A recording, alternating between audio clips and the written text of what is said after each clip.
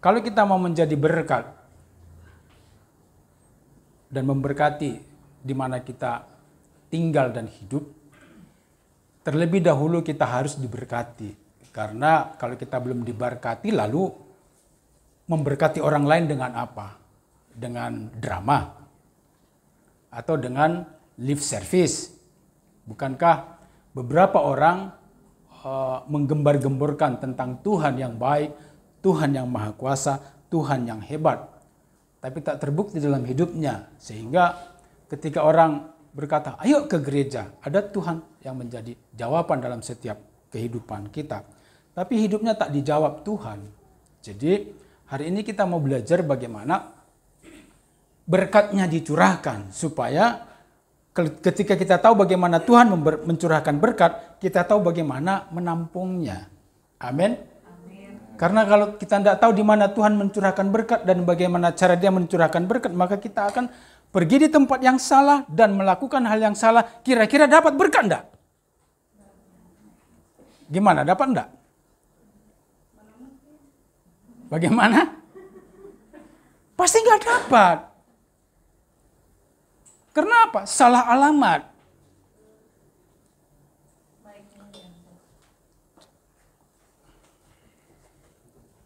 Cek. Ya. Terima kasih.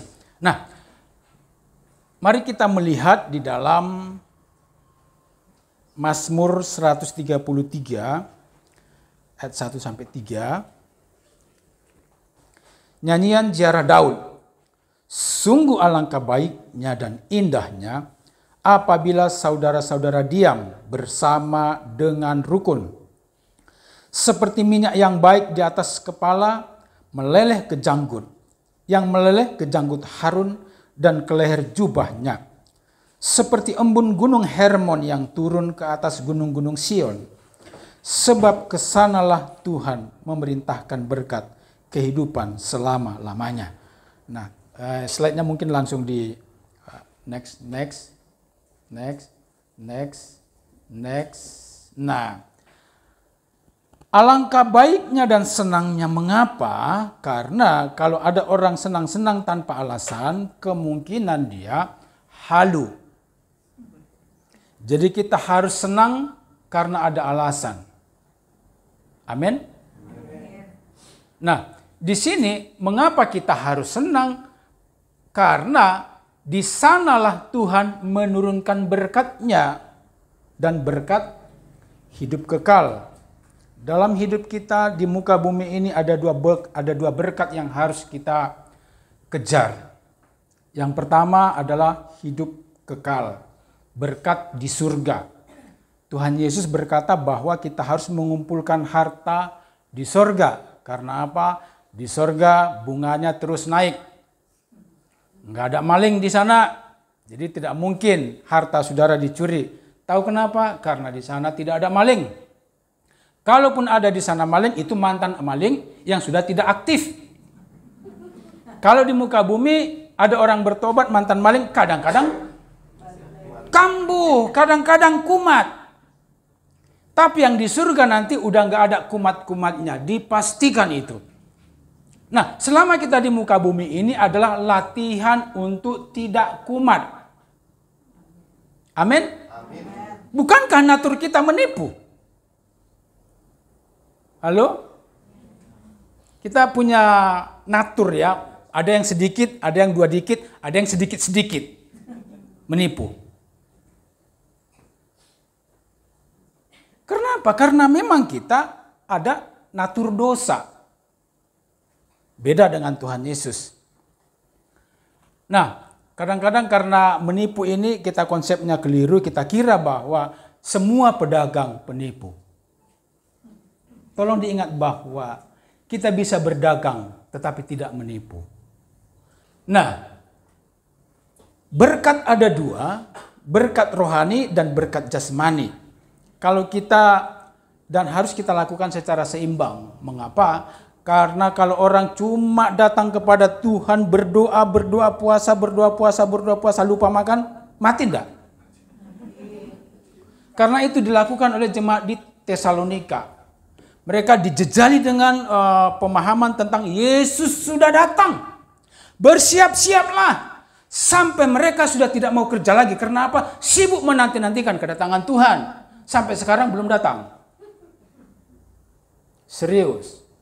Orang kalau pemahaman teologianya tidak seimbang, maka hidupnya juga berat sebelah.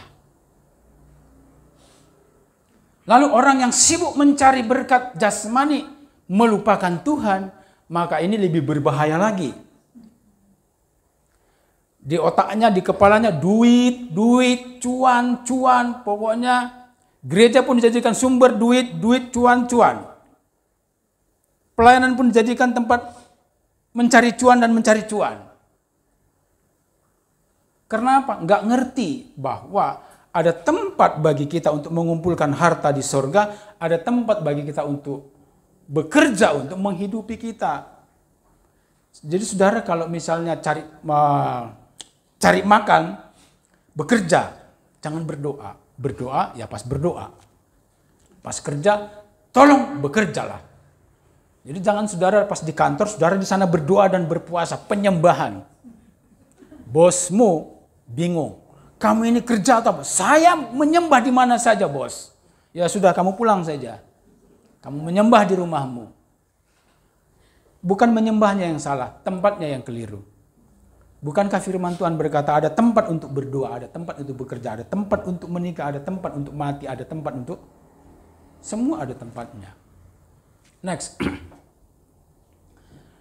Nah, di sini kita judulnya hidup rukun, tetapi ini kunci sebenarnya selama kita hidup di muka bumi ini. Orang yang gak mengerti hidup rukun itu tidak bisa hidup dengan sesamanya. Orang yang gak mengerti hidup rukun itu bahkan membunuh sesama mengira itu beribadah. Karena konsepnya keliru. Perhatikan, kerukunan dimulai dari rumah tangga. Lalu rumah tangga yang rukun akan berakibat ke gereja, masyarakat, dan dunia sekitarnya.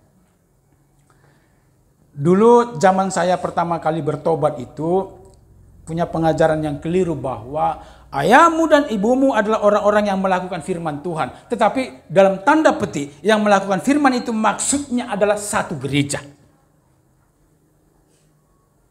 Saya waktu mahasiswa teologi saya pelayanan di GSJA dan GPDI. Dan saya pun hampir terpapar.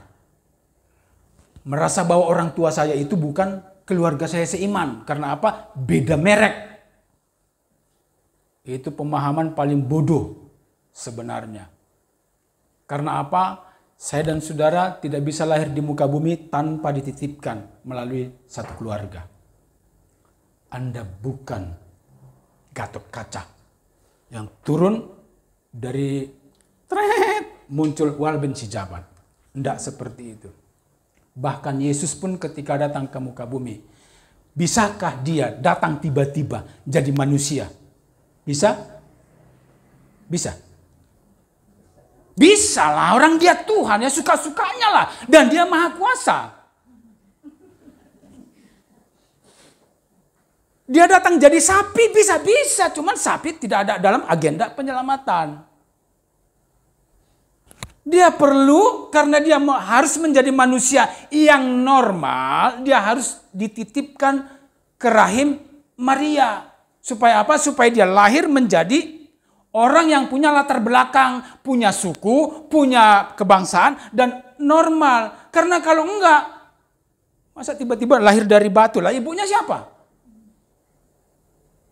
Jadi dia harus mengalami proses di mana dia menjadi, sejak dari kandungan, dia diproses supaya apa? Dia menjadi orang yang normal 100%. Bukan 100%. Dia menjadi manusia seutuhnya. Meskipun bedanya dia tidak dikandung di dalam dosa. Next. Nah, kalau tadi dikatakan betapa indahnya dikatakan apabila saudara-saudara diam bersama dengan rukun. Saudara-saudara di sini dalam bahasa Inggrisnya itu brothers, atau terjemahan lagi mengatakan sons of God, atau ini kesannya tidak fair karena apa? Ini ditujukan hanya kepada laki-laki. Tolong diingat bahwa Alkitab ini dikemas dalam budaya Yahudi. Jangan protes. Tetapi apakah isi lebih penting dari kemasan? Betul. Betul. Betul lah, nggak usah ragu-ragu. Kalau betul katakan betul, nggak usah. Kalau salah kan nggak. Ini kan bukan di sekolah pas ujian kan nggak. Kalau salah nggak apa-apa. Tetapi kemasan melindungi isi. Coba kalau saudara beli nasi, dibungkus dengan kertas koran tok, nggak dilapisi dengan daun pisang atau daun pembungkus yang memenuhi syarat. Kira-kira bersedia nggak? Apalagi itu ada kuahnya. Belum sampai rumah, nasinya sudah bercurahan. Jadi ada orang mengabaikan kemasan, lalu mengutamakan isi. Tetapi isi yang baik seharusnya dikemas dengan kemasan yang baik. Maksud saya begini, Yesus itu lahir menjadi orang Yahudi. Budayanya juga digunakan di dalam Alkitab. Tetapi ada hal-hal dalam budaya itu tidak perlu kita bawa menjadi iman Kristen. Perhatikan bahwa Alkitab punya budaya. Kalau ada pesta yang hadir 5.000, itu maksudnya yang dihitung cuma laki-laki dewasa atau sudah menikah. Ibu-ibu dan anak-anak nggak dihitung. Kira-kira kalau di sini itu budaya itu dibawa di sini, terima enggak ibu-ibu? Enggak? Enggak ya? Dan saudara tahu bahwa sampai sekarang Israel itu masih mengizinkan poligami. Wah, apalagi ini kalau dibawa ke sini, banyak yang protes lah. Bapak-bapak mungkin senang.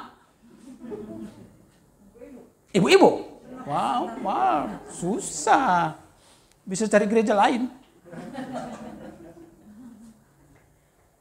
Tetapi, lalu apakah budaya Israel ini harus kita singkirkan semuanya? Tidak.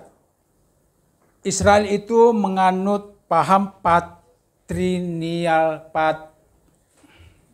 patriark ya, yang menjelaskan bahwa laki-laki menjadi kepala di dalam rumah tangga dan itu berlaku untuk firman Tuhan. Karena kalau Yesus lahir di padang, maka Yesus akan diatur oleh ibunya. Karena dia waktu itu nggak sempat menikah. Dan kemungkinan besar dia tidak akan menikah karena tujuannya bukan membangun keluarga di bumi. Tujuannya menyelamatkan saudara dan saya. Jadi orang dilahirkan ke muka bumi ini punya tujuan. Bukan sekedar nongol lalu menambah-nambahin jumlah penduduk. Bukan begitu. Next. Nah, ini budaya Israel. Laki-laki mewakili sebuah keluarga.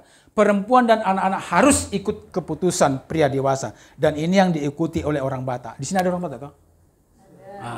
Orang Batak itu kalau bicara adat yang ngomong itu cuma bapak-bapak. Ibu-ibu cuma disuruh membawa atau menyediakan makanan, minum, kopi dan seterusnya. Bukan berarti ibu-ibu tidak didengarkan suaranya. Next.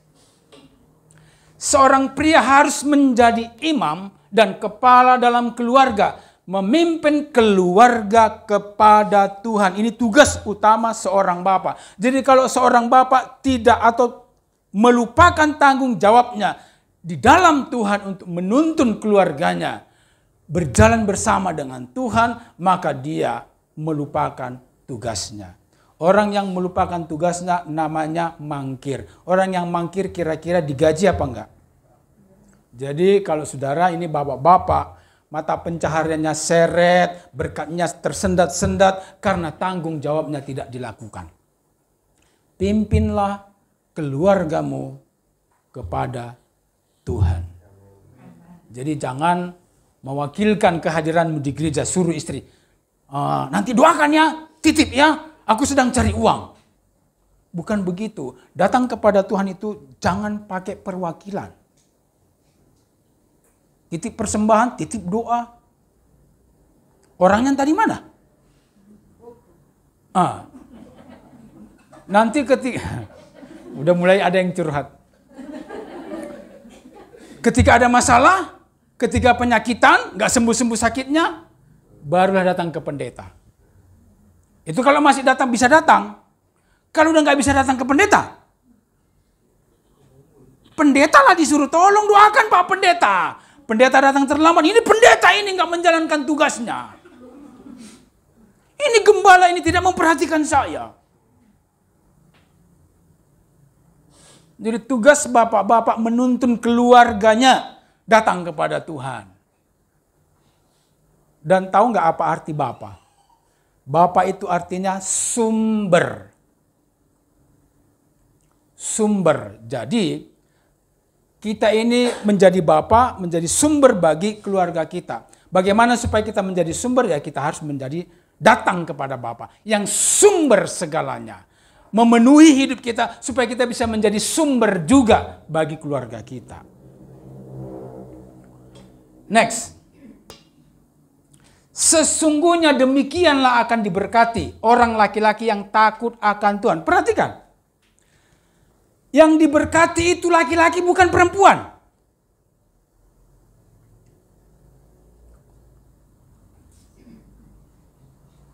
Coba baca Alkitab, jangan-jangan salah baca.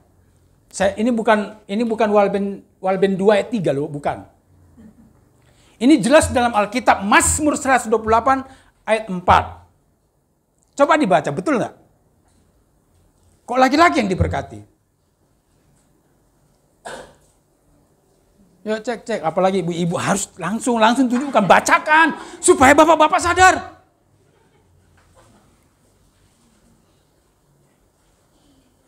Maksud saya supaya juga ini, kalau ada yang anak gadis yang belum menikah, jangan sembarangan cari jodoh. Carilah orang yang takut akan Tuhan, karena dia akan menjadi sumber nantinya. Bahkan masa depan kekekalan sebenarnya menentukan masa depan kita selama hidup di bumi.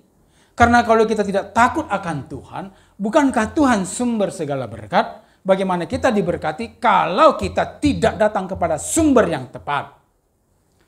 Next. Takut akan Tuhan adalah permulaan pengetahuan, tetapi orang bodoh menghina hikmat dan didikan. Nah, ini nasihat kepada yang masih jomblo. Kami kemarin acara konferensi itu ada seorang gadis yang masih jomblo, penasaran. Lalu bertanya, bagaimana sih supaya ketemu jodoh yang tepat? Saya hanya mau sampaikan 2 syarat bagi saudara kalau mau mencari jodoh. Mintalah nasihat hamba Tuhan.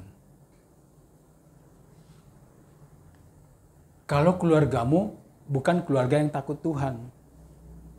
Karena ada keluarga yang tidak peduli jodohnya itu sing penting suge.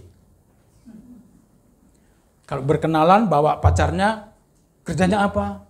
Rumahnya di mana? Sebenarnya itu apa? Investigasi, ini punya uang kaya apa enggak?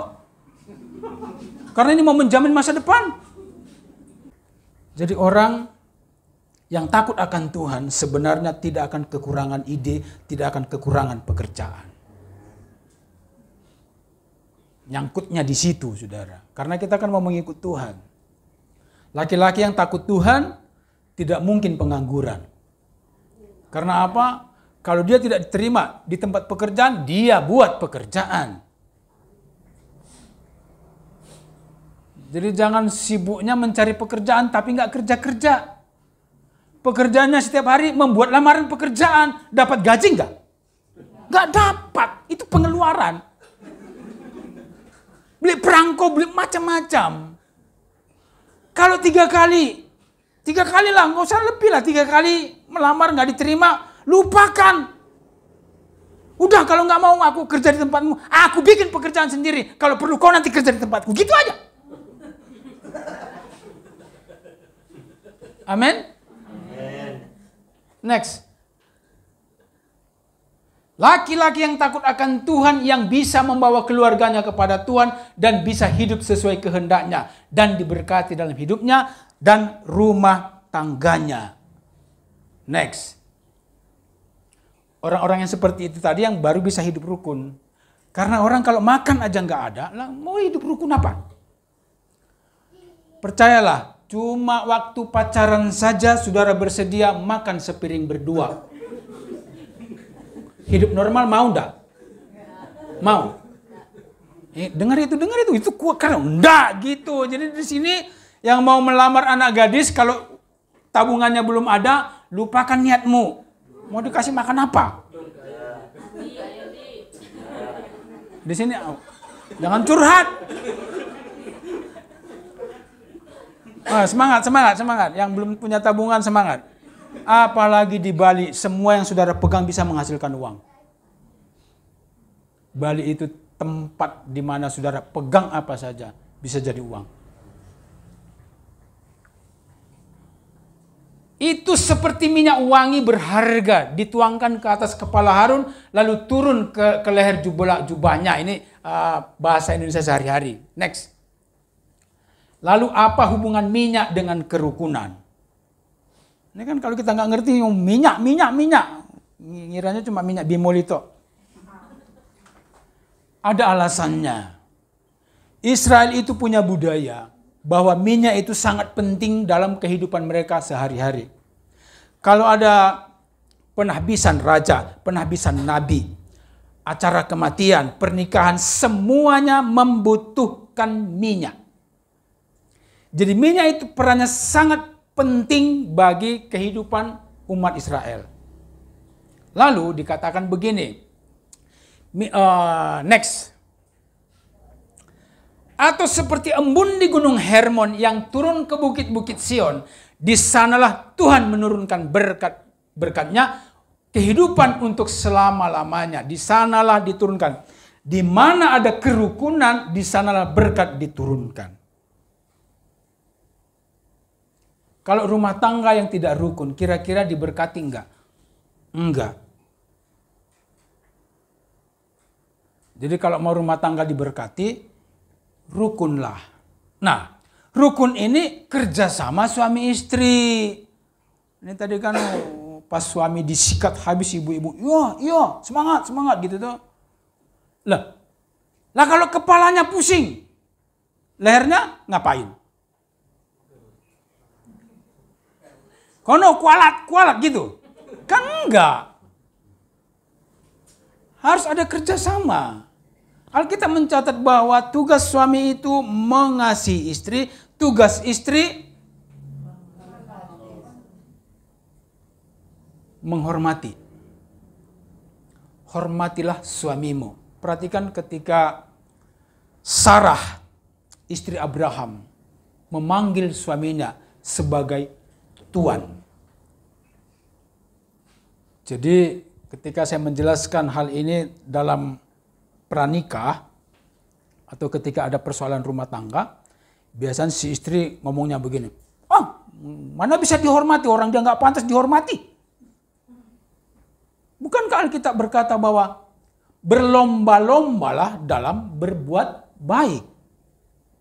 Jangan tunggu orang lain dulu berbuat baik, baru kita berbuat baik. Itu namanya bukan berbuat baik, balas dendam. Jadi kita harus berbuat baik lebih dulu meskipun kita belum diperlakukan baik. Supaya apa? Ketika kita misalnya ada KDRT.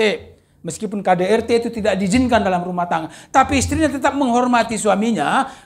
Mungkin, tanda petik, mungkin karena istrinya cuma manut saja, nurut saja. Akhirnya Tuhan menjamah suaminya. Oh ya, ini istriku ini, biar dipukuli diem aja.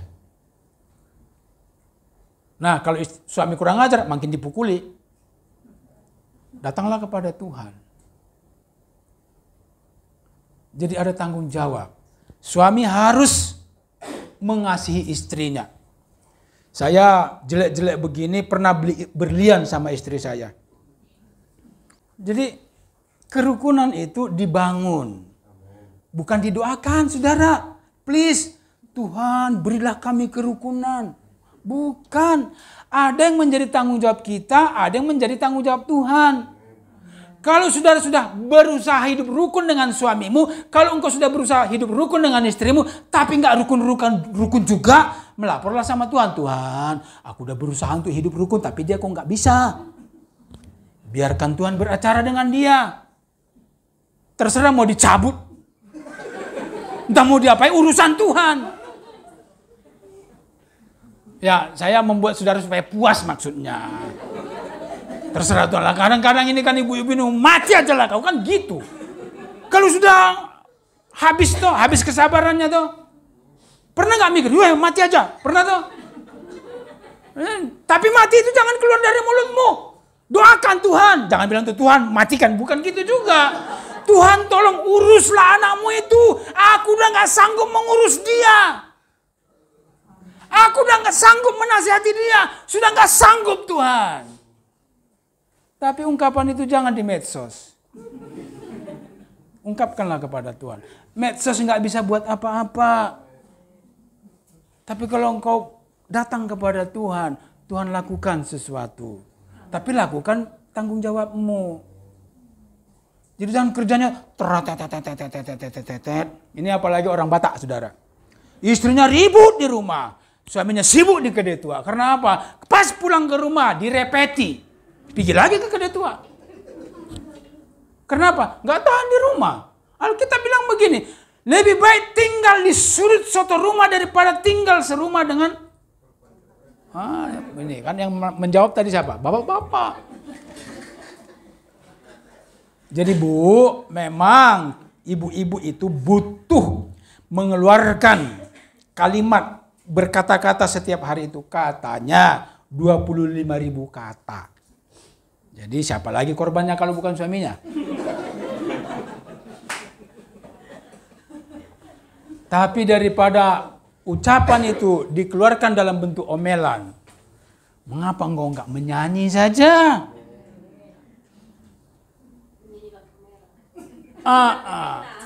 Kalau pas semangat, bangkit, serukan nama Yesus, masuk dapur, bangkit.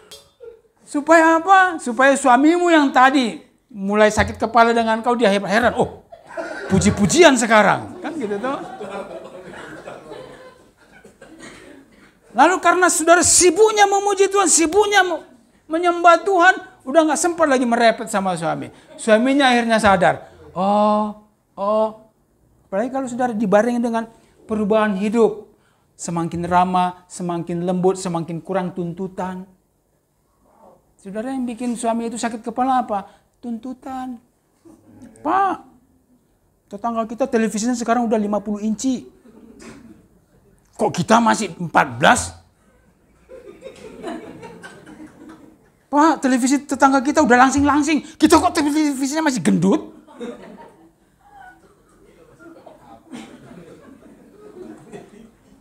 Lihat tetangga datang mobil tuh Panasonic, turun kulkas 7 pintu. Yang kepanasan apa? Istri tetangga. Oh, jangan-jangan suaminya korupsi. Ya terserah. Jangan urusi kulkas tetangga. Bersihkan kulkasmu, rawat dengan baik. Dan jangan pernah permalukan suamimu. Itulah inti dari menghormati. Buatlah suamimu bangga. Saudara tahu, saya ini sangat mencintai istri saya. Sampai saya mengerti bahasa Manado, tahu berbahasa Manado. Istri saya nggak tahu bahasa Batak. Lalu apakah saya menuduh kalau dia tidak mencintai saya? Enggak. Bahkan anak kami, saya orang Batak itu kan, biasanya orang Batak kan justru pakai bahasa Batak di rumah, betul Pak ya? Nah, satu ketika kami di Medan, lalu ada bule dari Inggris berkunjung ke pelayanan kami. Dia tanya, di rumah pakai bahasa apa? Pakai bahasa Manado. Kamu orang apa? Orang Batak. Loh, nggak kebalik. Kamu menikah dengan istrimu atau istrimu menikah dengan kamu? Ya terserah. Mau diapain? Udah terlanjur kok. Saya tidak pernah memaksakan budaya saya kepada istri saya. Tetapi tahun 2017 akhirnya istri saya bersedia mengadakan upacara adat Batak bagi keluarga saya. Jadi dia resmi menjadi Boru Sihaloho. Dan sejak saat itu saya berkomunikasi dengan keluarga saya pun menjadi lancar. Karena apa? Akhirnya saya dianggap tidak melarikan diri dari akar budaya saya. Karena kalau dari awal saya katakan, oh kalau menikah dengan orang Batak harus diganti marganya. Kan ngamuk dia, aku udah ada marga. Kadang-kadang orang Batak itu kan seperti itu. Merasa bahwa sukunya itu paling keren, paling bagus. Padahal semua suku kan bagus dan keren. Amin. Yang nggak bagus kan orang-orangnya toh. Kecuali di sini. Di sini bagus semua. Amin. Yang belum bagus jadi bagus. Amin. Nah, next.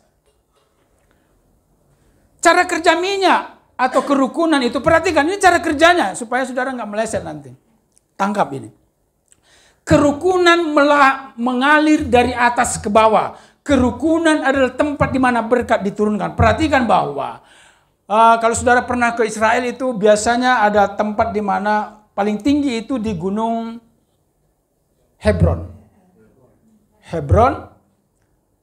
Lalu meskipun di tempat lain tidak turun salju di Israel, tapi kalau bulan Januari atau musim dingin, di Hebron itu turun salju. Karena apa? Itu paling tinggi. Jadi Alkitab menggambarkan bahwa seperti embun turun dari bukit Hermon ke bukit-bukit yang lain, begitulah cara berkat Tuhan diturunkan. Jadi, saudara jangan berharap ada berkat naik dari atas. Berkat itu turun dari atas. Maksudnya jangan, berkat tidak datang dari bawah. Berkat turun dari atas. Sampai sini udah ngerti belum?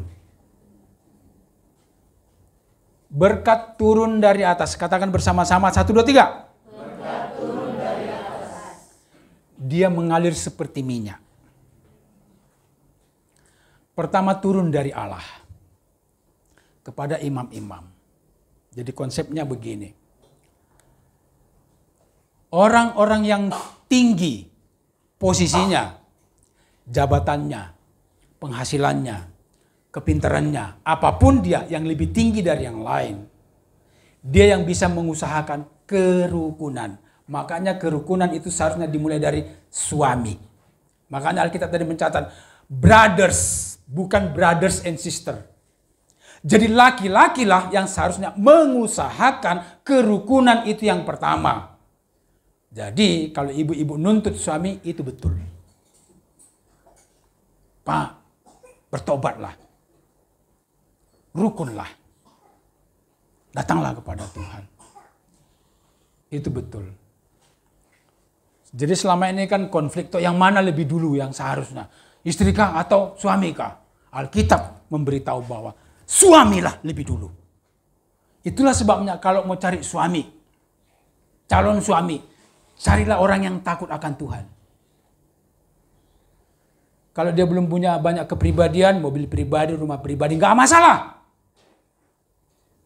Tapi kalau dia takut akan Tuhan, itu modal utama. Jangan cari persyaratan yang lain, apapun itu. Kalau sudah beda Tuhannya, yang sama Tuhan aja belum tentu bagus kok, apalagi beda Tuhan.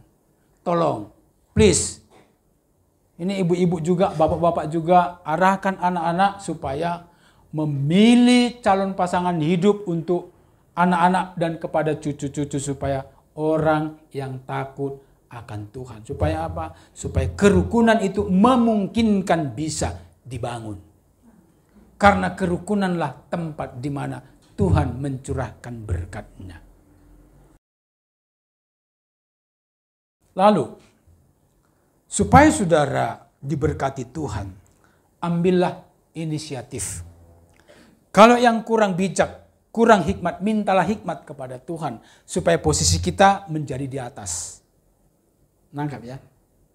Tolong jangan membangun mental di bawah. Setiap ada sumbangan, kita berduyun-duyun mengambil sumbangan. Setiap ada kupon makan gratis, bagi-bagi sembako, kita heboh duluan ngambil kuponnya. Itu menempatkan kita di bawah.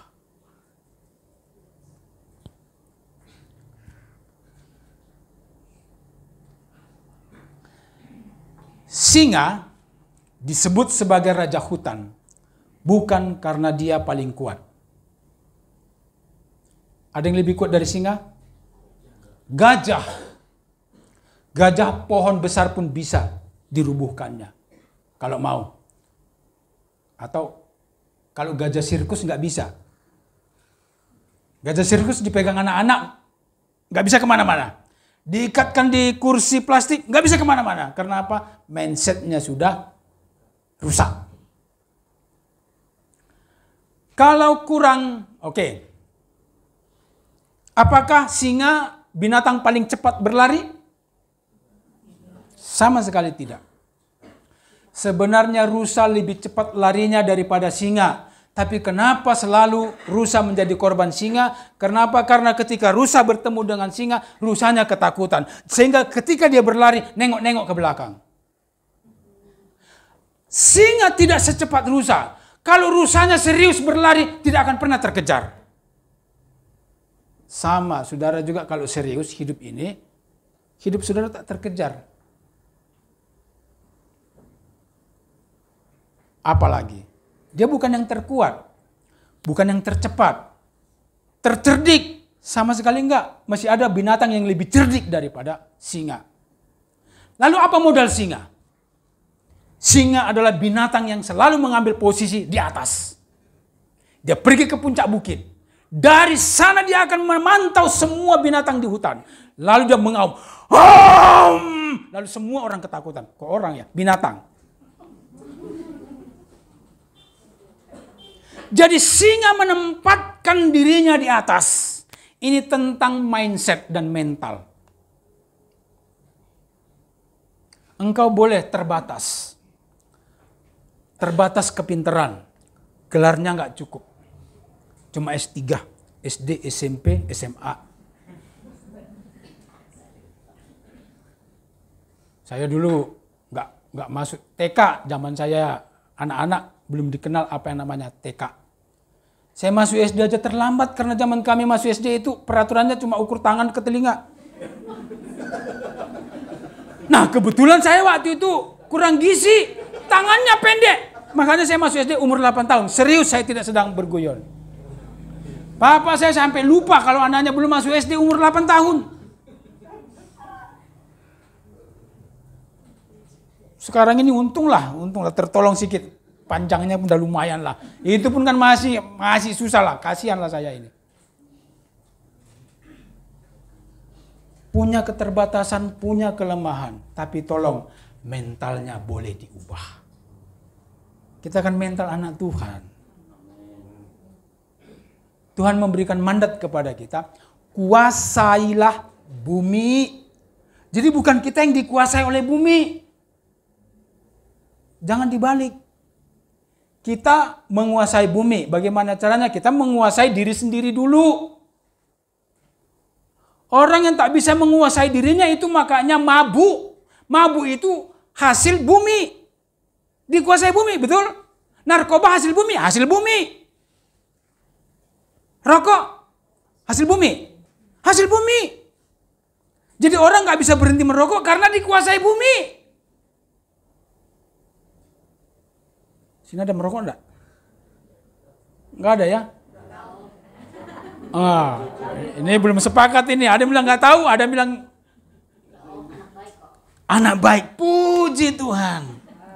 Ternyata di sini tidak ada yang merokok. Amin. Amin. Kalaupun tidak ada yang mengaku, setidaknya pulang dari sini nggak merokok lagi. Nggak ada gunanya. Jangan ketika dengar khutbah, tubuhmu adalah bait Roh Kudus, cuma mengatakan amin tapi pulang tetap isap rokok. Nanti sesudah dokter bilang, ini kalau tidak berhenti merokok 3 bulan lagi so mati. Baru berhenti. Ini takut Tuhan atau takut dokter? Takut mati. Itu.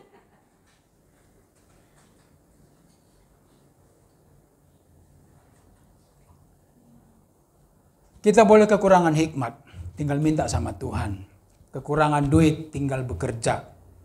Apapun kekurangan kita, tidak masalah.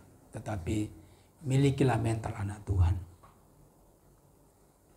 Anak Tuhan itu punya mental memberi. Menempatkan diri di atas. Supaya lewat hidupnya orang lain diberkati. Lah kira-kira kalau dia menempatkan hidupnya di atas, diberkati enggak? Pasti diberkati. Dan tidak ada orang yang menjadi miskin hanya karena memberkati orang lain. Jadi, jadilah berkat. Next. Bertolong-tolonganlah menanggung bebanmu, demikianlah kamu memenuhi hukum Kristus. Next. Mari kita akhir dengan pantun. Kalau mau berangkat sekolah, izin dulu sebelum pergi. Cakep, cakep gitu dong. Ulang ya. Kalau mau berangkat sekolah, izinlah dulu sebelum pergi. Kalau mau diberkati Allah, hiduplah rukun dan saling berbagi. Mari kita berdiri, kita tunduk kepala.